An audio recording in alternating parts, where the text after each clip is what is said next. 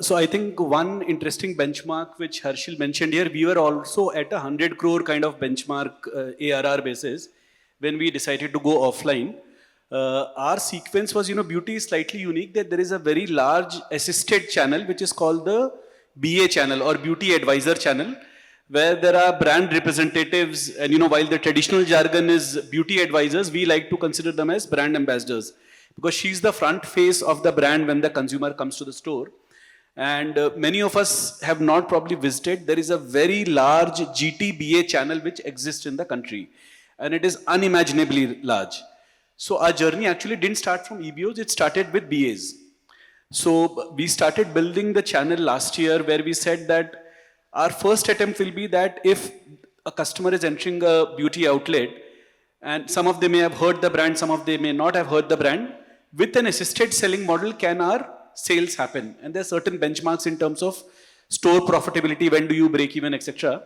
And we set up a few hundred outlets in the first few months, and all of them started showing traction. So two other benchmarks which come to my mind is one, our brand awareness, which is aided plus unaided, was upwards of 30% when this started happening.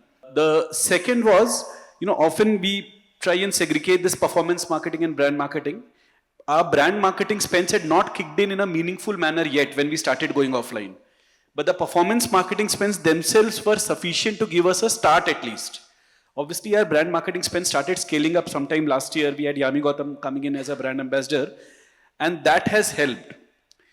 We were also talking about the timing. So, the PMF was very important. They were clearly, our top 5 SKUs were already contributing like 40% of our sales. And we had a fairly large portfolio given that we are a beauty brand. All of these things put together, we decided to first enter the BA channel where there is a sales girl available to kind of demonstrate the products. Only recently have we started going non-assisted. So after around being in the market for 8-9 months, and when almost all the regions, 4 regions which India is typically divided into, when we started seeing traction across, we started going into non-assisted, and we experimenting with both modern trade and GT non-assisted.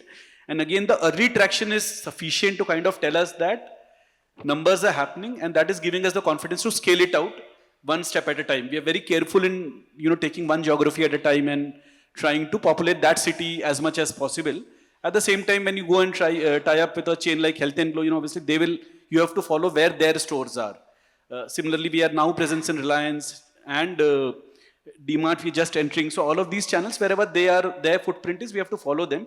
GT, it's a little more structured approach. For us, we decided, first we looked at our PIN codes, right? From D2C, we had, or even e-commerce, we had a reasonable sense of where it was selling. And we said, okay, people, in the top 7 cities, if we were to go deep, what would that strategy look like? Then we're like, okay, but let's cut it by the different type of store. So there are certain stores in which our whole selection goes. So almost like 30 SKUs are in the store. We call them, suppose Slurrp ki dukaan hai. It should look like that, floor to ceiling Slurrp Farm. It's a smaller number of stores. Which are the stores which are, which only will see noodles and pancakes go in, or, the products that people already know us by. Which are the stores we can do a mix of things? What is the pharmacy channel going to look like? So first we just, did that. Then we said, okay, let's run, with about 70, 80 stores in Bombay alone, let's run a bunch of experiments. If we want to quadruple sell-throughs, what does that need to look like? So I want to say this is a journey of trial and error. I feel many people have done that journey here before. But broadly, we're building our own playbook, right, of trying to figure out what is the flying formation of product, of type of store, of, what is it an offer? Is it a free lunchbox? What is it? Right, that will work for us in order to get, because we don't think we need to get to 1.5 lakh stores in a hurry. 10,000 stores at better sell-throughs is the correct answer for us right now, is what we're shooting for.